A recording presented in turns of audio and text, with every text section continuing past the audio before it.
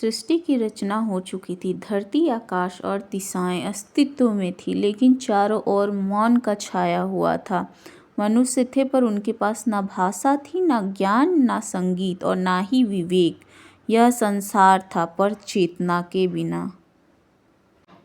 मनुष्य बोलना चाहता था, पर शब्द नहीं थे। भावनाएं थी, पर उन्हें व्यक्त करने का कोई माध्यम नहीं। अज्ञान का अंधकार मानव जीवन को जकड़े हुए था। इस मौन संसार को ब्रह्मांड के रचयिता भगवान ब्रह्मा देख रहे थे। ब्रह्मलोक में दिव्य शांति थी, पर उनका हृदय चिंतित था। भगवान ब्रह्मा ने सोचा, यदि ज्ञान ना हो तो यह सृष्टि अधूरी है। बुद्धि, विद्या और वाणी के बिना मानव जीवन अंधकारमय रहेगा। जब भगवान ब्रह्मा गहन तपस्या में लीन हो गए, उनकी तपस्या से ब्रह्मांड में दिव्य ऊर्जा का संचार होने लगा। संपूर्ण सृष्टि एक अलौकिक क्षण की प्रतीक्षा करने लगी। तभी आकाश में माघ शुक्ल पंचमी का दिव्य संकेत प्रकट हुआ। यह समय था ज्ञान के अवतरण का। अचानक एक प्रचंड दिव्य प्रकाश समस्त ब्रह्मांड में फैल गया। श्वेत और स्वर्णिम तेज से दिशाएं आलोकित हो उठीं। उसी दिव्य प्रकाश से माँ सरस्वती प्रकट हुई, श्वेत वस्त्रों में सुसज्जित, शांत, सौम्य और तेजस्विनी। ज्ञान की देवी सृष्टि में अवतरित हुई। सरस्वती श्वेत कमल पर विराजमान थी। हाथों में वीणा, पुस्तक और माला थी। हंस उनके विवेक का प्रतीक था। उनका स्वरूप शुद्धता और ज्ञान का साक्षात रूप था। भगवान ब्रह्मा माँ सरस्वती के चरणों में नतमस्तक हुए और उन्हें विद्या, बुद्धि और वाणी की अधिष्ठात्री देवी घोषित किया।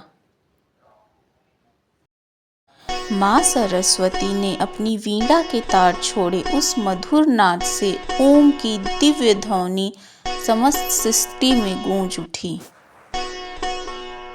वीणा नाद से भाषा का जन्म हुआ। संस्कृत अक्षर प्रकट हुए। मनुष्य बोलने लगा, सोचने लगा और समझने लगा।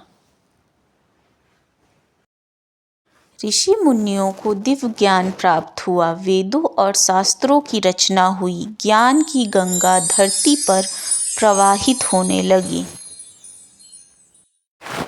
संगीत की स्वर लहरियां गूंजी, कला ने आकार लिया और नृत्य ने भावों को अभिव्यक्ति दी। जीवन में सौंदर्य का संचार हुआ।